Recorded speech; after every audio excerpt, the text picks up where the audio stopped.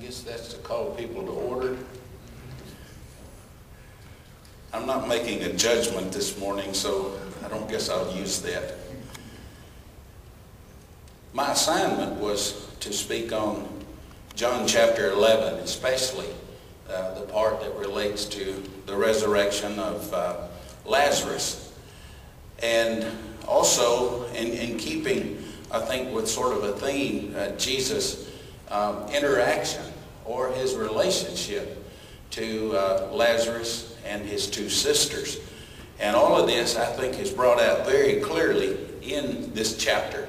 But before we actually look at the chapter, I think it's important, of course this is important in going through the entire book of John, but I think it's very important for us to understand that John uses a particular style of writing here, and it was a style that was used by other writers, but I think John is sort of a master of this in the sense that he uses it in some of his other writing too, especially in the book of Revelation.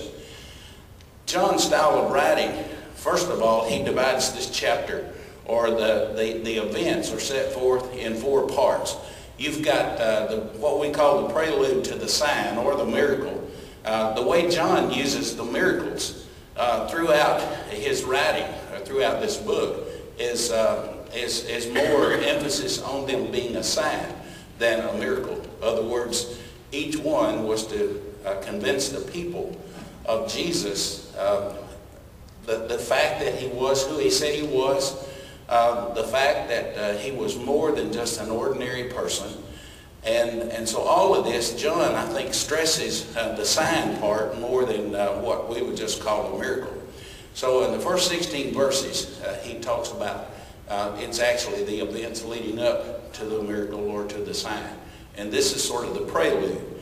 But then verses 17 through 32 describe what happens when he gets to Bethany, the interaction that he has there with Mary and Martha, and even the people observing as Jesus gets there. And then the sign itself, or the miracle, verses 33 through 44. And this, of course, is the raising of Lazarus. And then you would think that this would be the end of the chapter, but no. There's a fallout, you might say. There's a reaction now from some of the people who have been the enemies and continue to be the enemies of Christ. And so we get their reaction from verses 45 through 57. Actually, you have sort of a mixed review here, because some of the Jews that were there didn't go away in a state of unbelief. They became believers. So we'll look at that quickly as we go through. But one of the things I want to point out very quickly is that John uses the number 7 to highlight what he is trying to say here.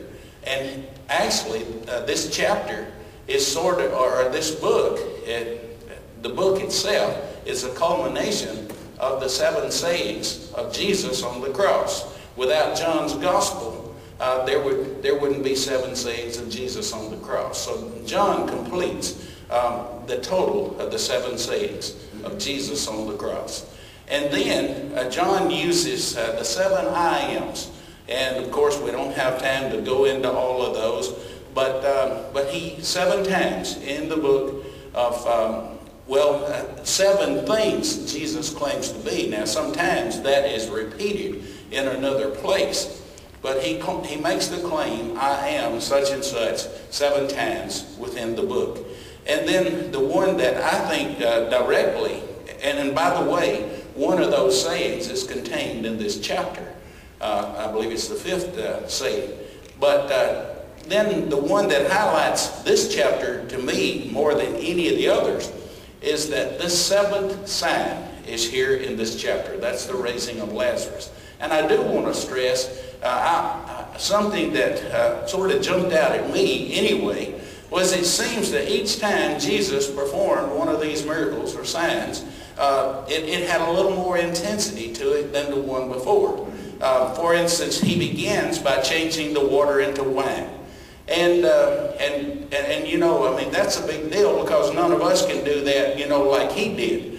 But then the next time was healing of the nobleman husband's son. I believe I've got this up too close, so I'll move it down a little. So he's now healing someone sick. But the interesting thing here is he wasn't even there with the person. He healed this person. In other words, he overcame space, you might say. And then the next time, he heals an impotent man. And so that's a little more intense than just healing someone that's sick. But then he feeds the 5,000 with the fishes and loaves there. And so that was a great demonstration, seemingly even more intense. And then he walks on water. Not only can he heal, not only can he feed a lot of people with a little food, but now he is demonstrating his ability, his power over nature, so to speak. And then we have him healing the blind man. People, the skeptics might say, well, you know, there's a trick to these. But here's a man that's been blind for a long time. And Jesus gives him his sight back. And that really strikes home with some of these people in this chapter here, because they reflect back upon that. But then finally, the ultimate is where Jesus can bring someone back from dead. Now, he had already performed on 2 different occasions a raising of someone back to life from the dead. But in this case, this man had been dead for 4 days, and he has the power to raise him back to life. So with those thoughts in mind, how that John uses the number 7 to intensify what he's saying, and then he's a part of the overall gospel picture by intensifying the sayings of Jesus on the cross. The number 7 represented completeness, wholeness, perfection, and things of that sort. And the Jews loved those kind of numbers. Of course, I do too. I've spent a lot of time studying these numbers and how the Jews used them. And you have to if you're going to understand Daniel, Ezekiel, and part of Zechariah and the book of Revelation. But now, let us begin looking at the chapter itself. When it begins, it starts, a certain man was sick named Lazarus of Bethany, the town of Mary and her sister Martha. Now, it's interesting here, first of all, that he uses Mary's name first. And in most cases, Martha's name comes first. But here, in this chapter, he starts off by saying Mary and her sister Martha, because Mary had performed something that no one else, as far as we know, did for Jesus. Remember, she anointed him with that priceless oil and ointment. And so she showed her respect and care and love for Jesus by doing this. And maybe this is why John mentions her first in this passage. But he said Lazarus. Now, that's a shortened form of Eleazar. And so if you were to look at the full name, or if you look at the derivation of Lazarus, you'll see that Eleazar is the full name. So maybe his full name was Eleazar, but he's referred to as Lazarus, and that would be a more personal relationship here, perhaps. It was that Mary, and here's what's interesting. John is assuming that this next statement he makes, that the people already know who this woman is. And the interesting thing about it, what he says is not actually revealed about her in John's gospel till the next chapter. And so it's as though John says everybody already knows about this. And so he begins by saying, it was that Mary which anointed the Lord with ointment and wiped his feet with her hair, whose brother Lazarus was sick. So you see, when he says it was that Mary who did this, he's speaking that as though everybody he's writing to already knows who this Mary is and the act that she did. So I thought that was quite interesting. Therefore, her sisters, or his sisters rather, sent unto him, saying, Lord, behold, he whom thou lovest is sick. So here again is a demonstration of that personal relationship that Jesus had with these 3 people. Because the sisters didn't have any problem saying that Lazarus, the one that you love, In other words, he's another one of those disciples of Jesus whom Jesus loved. And some people have even tried to say that was Lazarus there at the table, at the Last Supper, when you've got the disciple whom Jesus loved leaning on his bosom. Well, that's a stretch, because we know that was the 12 apostles there at that time, or at least, all 12 of them were there until Judas leaves. So he goes on then. When Jesus had heard that, he said, "This sickness is not unto death." In other words, the end result of this was not intended to be death, is what Jesus is saying. Sure, he's dead. Jesus knew this. They said, that he's sick.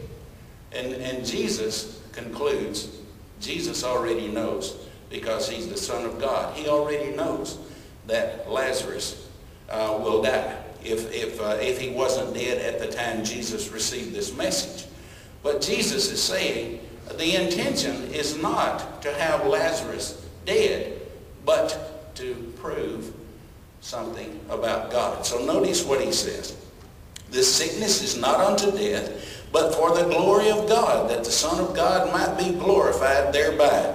Back in chapter 9, when Jesus healed the blind man there, the disciples said, "Who sinned? Was it his father? Was it his mother? Was it him?" And Jesus makes a statement very similar to this. In other words, this happened so that God may be glorified. How do you glorify God? By showing God's power through his Son, that he was able to restore that man's sight. And in this case, Jesus is saying, I am going to be able to show God's glory again. And this way, this would be the ultimate test. Can he bring someone back from the dead? And then John records, "Now Jesus loved Martha and her sister and Lazarus." Now notice here he puts Martha first. And he didn't even mention Mary by name, because he's already mentioned her and told a little about her. So Jesus loved Martha and her sister and Lazarus. So again, John is showing us this very close relationship that Jesus has with his family. But what's wonderful about this to me is that Jesus has this kind of relationship with all of us if we will allow him to. If we will follow him and trust in him, we have the right to ask of him. Ask and it shall be given, he says. And he has promised to be with us. Where there are 2 or 3 gathered together in my name, there will I be also. So he has promised a relationship with us. Sure, not a physical relationship like he had with Mary, Martha, and Lazarus, but a relationship that's even higher, on a higher plane, a spiritual relationship. So as we look at Jesus' interaction with this family, we can get comfort ourselves. And when he heard, therefore, that he was sick, he abode 2 days still in the same place where he was. The first question that jumps out at you when you look at this is, why did he wait 2 days if Lazarus was sick and near the point of death? Why in the world did Jesus wait 2 more days? Well, see, part of this was to heighten the event of what was going to take place. And we'll understand that more as we get to this. Jesus wasn't trying to bring suffering and more pain and agony on the sisters or Lazarus himself. But there was a purpose. There was a motive behind this that the disciples at that time, and obviously Mary and Martha, did not understand. His disciples said unto him, "Master, the Jews of late..." Well, he then said after that, "Let us go to Judea again." And the disciples reminded him, that's why we came up here to sort of go in a retreat. Those Jews down there and those people in Judea wanted to kill you. And so Jesus is, he says something that's very profound, and obviously his disciples still didn't understand totally. Jesus answered, "Are there not 12 hours in the day? If man walk in the day, he stumbleth not, because he seeth the light of the world. But if a man walk in the night, he stumbleth, because there is no light in him." Everyone has a purpose on this earth. I believe that's what Jesus is referring to. And until that purpose is fulfilled, your time's not going to run out. In other words, there is a reason that every one of us is here. There was a reason for Jesus being on the earth, and Jesus knew that that purpose hadn't been fulfilled yet. And so he uses this language about there's so much day. If you recall, he had used this similar language back in chapter 9 again. And I want to turn and read that because I think that makes it more understandable, or at least the apostles should have understood that. In verse 4 of chapter 9, he says, we must work the works of him that sent me while it is day. The night cometh when no man can work. So Jesus is saying, while we have the opportunity, let us take advantage of it and use it. And then he says, these things said he, after that he saith unto them, our friend Lazarus sleepeth. But I go that I may awake him out of the sleep. Well, the disciples again says, Lord, if he's sleeping, leave him alone. He needs that rest. He'll get well if he gets the rest. But Jesus was talking about the deathly sleep. One of my favorite poems, and I studied this, I guess, when I was in the 5th or 6th grade, has always been Thanatopsis by William Cullen Bryant. He was 17 years old when he first wrote it. He revised it and made it, I guess, a little neater when he was 21. And it's become a classic. And I want to read the last portion, the last few lines of that. He writes, so live that when thy summons come to join the innumerable caravan which moves to that mysterious realm where each shall take his chamber in the silent halls of death, thou go not like the quarry slave at night, scourged to his dungeon, but sustained and soothed by an unfaltering trust. Approach thy grave, but in unfaltering trust, approach thy grave, like one who wraps the drapery of his couch about him and lies down to pleasant dreams. This young man at 17 pictured death as sort of a kind of sleep. And that's what Jesus, and the Hebrews, and I think some of the Greeks may have used this terminology. But the disciples immediately concluded that he was just sleeping. He wasn't dead. And then finally in verse 14, Jesus has to say, Lazarus is dead. I mean, you can't make it any plainer than that. You see, these apostles, until they received the Holy Spirit on the day of Pentecost, they didn't seem sometimes to be the sharpest knives, in the kitchen. Because a lot of times when Jesus was making these statements, they just absolutely missed them. And Jesus was not trying to hide the message from them. Of all people, they should have been understanding it because they've been with Jesus all of these months now. But they just didn't get it. So he finally just says Lazarus is dead. And then he makes a statement, and I want us we're going to look at this, and then we'll move quickly to the interaction there. Jesus says, I am glad for your sakes that I was not there, to the intent you may believe. Nevertheless, let us go. So Jesus was saying, it sounds like he's saying, if I had been there, maybe just his presence there, maybe Lazarus would not have died. And that seems to be maybe even the thought that Mary and Martha had. Lord, if you'd been here, he would have not died. But Jesus is saying, I'm glad I wasn't there. Because now Lazarus is dead, and I'm going to demonstrate something that everybody needs to see. And this sort of prefigures the resurrection of Christ, and if you think about it. So Jesus said, I'm glad I wasn't there. And then, instead of Peter saying, let us go with him, old Thomas, old doubting Thomas, and maybe that name's been misapplied to him. Here's a man that says, well, if he's going to die, let us go and die with him.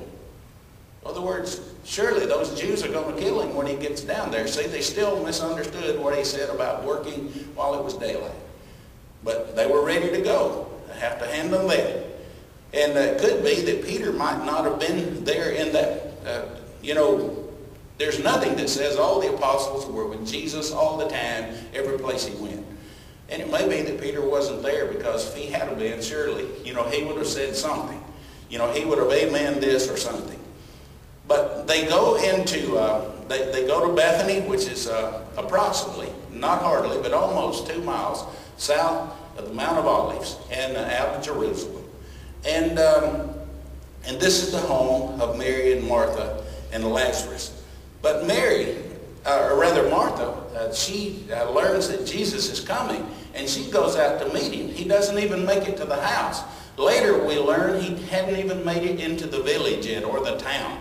So it's like they had someone on the road watching. To me, that demonstrates another kind of interaction from this family.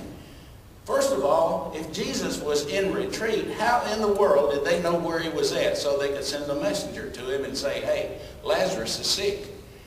So it seems to demonstrate a close connection there. Even when Jesus was in some of these places, they knew where he was at. To me, that demonstrates, again, that close relationship. And then Martha goes out, and the first thing she says, Lord, if you'd have been here, he wouldn't have died. And then Jesus, in verse 23, said, thy brother shall rise again. And Martha said, well, she's saying, well, I know that he'll rise in the resurrection in the last day. But Jesus lets her know that's not what he's talking about. Jesus said unto her in verse 25, I am the resurrection and the life. He that believeth in me, though he were dead, shall yet live, or yet shall he live. And whosoever liveth and believeth in me shall never die. Believest thou this? And she said unto him, Yea, Lord, I believe. Thou art the Christ, the Son of God, which should come into the world. So she's saying, she makes a confession just about like Peter did, there in Matthew. Because she believed in him. She knew who he was, and she had no doubt. That's why she said if you'd have been here, he would still be living. And then in verse 28, and when she had so said, she went her way and called Mary, her sister, secretly, saying, the Master is come and calleth for thee. Now, she somehow gets in the house. All these people are there mourning with them, but she secretly tells Mary, Jesus is waiting, and he wants you to come to him. And so she goes out, and when she does, all these people think, boy, she's headed to the graveyard. She's going to have a breakdown again. We better go and support her.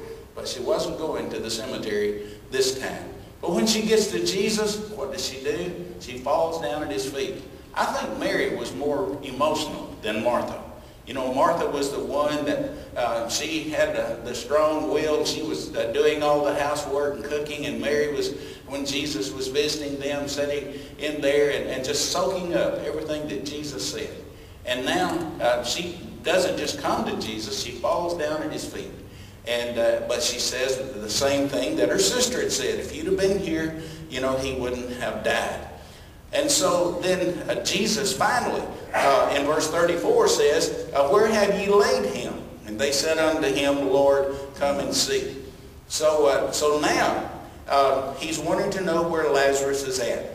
Some of them said, could not this man, and here's that doubt that they had caused by knowing Jesus gave the blind man sight, but maybe these were some who didn't really believe that, and they say this in some kind of disgust kind of attitude.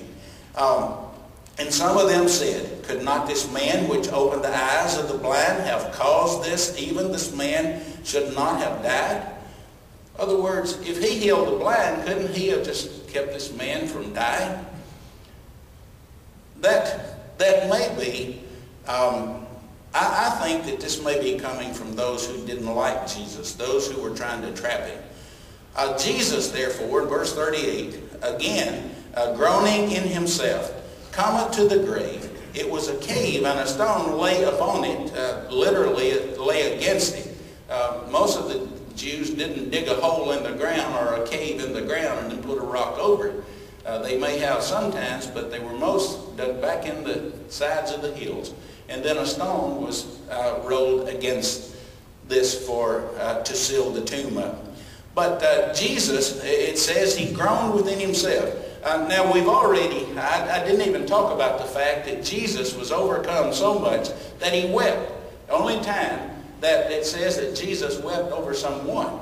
Now we get a picture of him weeping over Jerusalem, a city and people that had rejected God. But here, over an individual, because he had so much love and care for this family, and he was overcome with grief. And so verse 38, it says, Jesus again, groaning in himself, cometh to the grave. But then in verse 39, he says, take the stone away. And then Martha, who's the real practical one, notice what she said.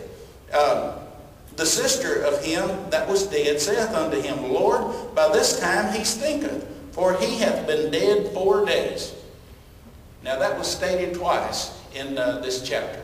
He has been dead 4 days. What's the significance of 4 days? Let me read to you from the Jewish writings themselves as to what they thought about the first 4 days of someone's death. Now this was taken from Bereshit, who was a rabbi, and it's in section 114 in part 3. This is what he says. It is a tradition of Ben Kaphras. The very height of mourning is not until the 3rd day. For 3 days the spirit wanders about the sepulchre, expecting if it may return into the body. But when it sees that the form or aspect of the face is changed on the 4th day, then it hovers no more, but leaves the body itself. After 3 days, it is said elsewhere, the countenance is changed. And also, you can find this same kind of language in a writing called The Rest of the Words of Baruch in section 9 of that book. You can find the same custom. In other words, it was a common belief, apparently, amongst a lot of the Jews that the spirit was still in the tomb, waiting to get back in that body for 3 days. But then the 4th day, when the body begins to really decompose, and this says that there was no embalming too. He would just, when he died, they just wrapped him. They couldn't afford all that expensive stuff that some of the wealthy Jews could do with the old Egyptian custom of embalming. And so then it was, no doubt, this is what Martha had in mind when she said, Lord, he's been dead 4 days. You know, no need opening that tomb now. He'll rise in the resurrection. But Jesus said in verse 40, said I not unto thee that if thou wouldest believe, thou shouldest see the glory of God? Then they took away the stone from the place where the dead was laid. And Jesus lifted up his eyes and said, Father, I thank thee that thou hast heard my prayer. This shows Jesus' belief in his connection, faith in his connection with his Father in heaven. And you notice he taught his disciples to say, our Father who art in heaven. But here he just says, Father, or my Father in heaven. And he shows that connection. He said, I knew that thou hast heard me always. But because of the people which stand by, I said it, that they may believe that thou hast sent me.